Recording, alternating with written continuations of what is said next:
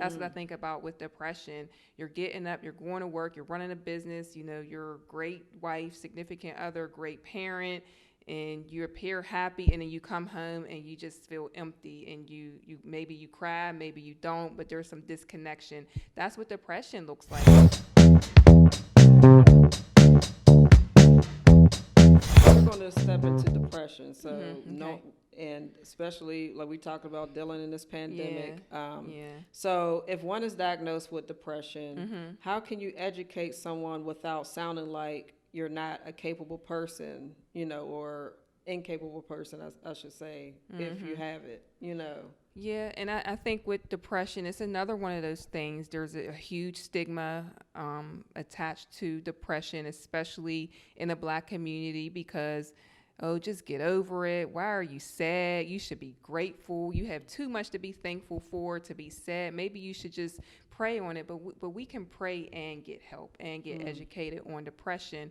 So if someone is depressed, I do think it's important to educate them on, what depression is, because it's much different than sadness.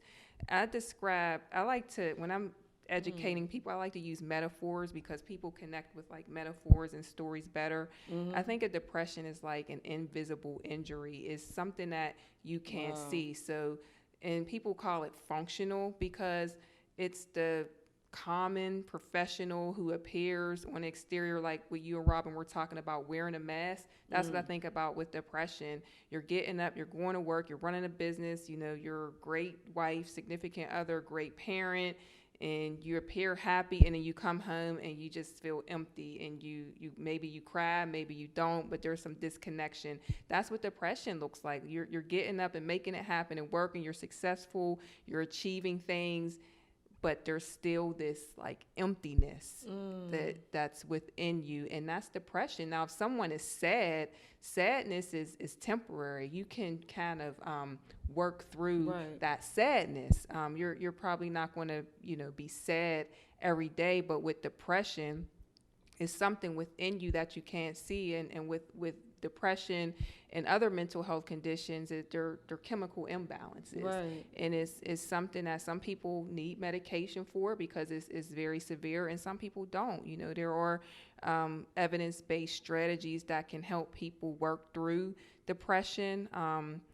Like the mindfulness meditation can be helpful with depression. Yeah, I mean, they say exercise is one of the best antidepressants, and depression is something that I struggle with, depression and anxiety myself, even as a therapist. So that running that I started last year has been a lifesaver. I'm glad I had it, especially with my father just passing a couple months ago.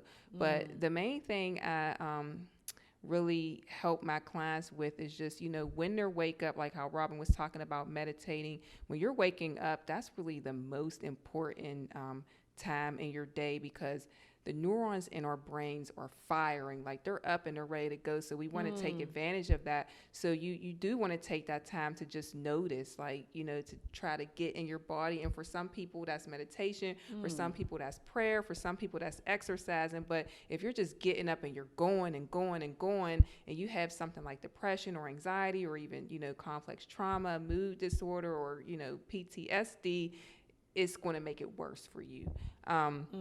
So when people are waking up, and if you have depression, it might be a bad day. So it's honoring that. Just knowing, okay, today is I'm waking up and it's rough today. So, what can I do to honor that? What has to get done, and what can I put in a container or put in a shelf, for the next day? Just understanding that I can give myself grace, and knowing that I don't have to get everything done today.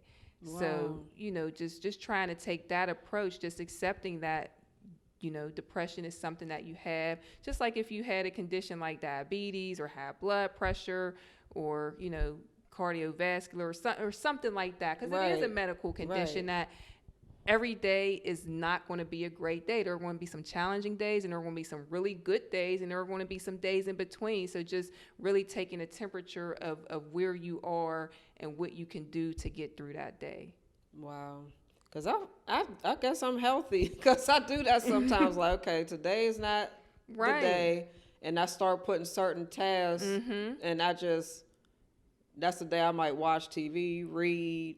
Right. Like you said, right. I just pause. I take Right. a light pause. So I'm glad that Just being hearing from a therapist. Yeah, just being. I think a lot Yeah. of times we had, and that's what I tell my people. I believe because it's the whole strength base that many of us are supposed to supposed to lead with, is just recognizing that anybody who's coming in our office or that we're helping it, they have the tools, they have the resources in them. We're just pulling them out. Like how you said, you already know. It's just about being more intentional about it. You know, Right. being more consistent with it. That was great. I'm glad I was on the right track.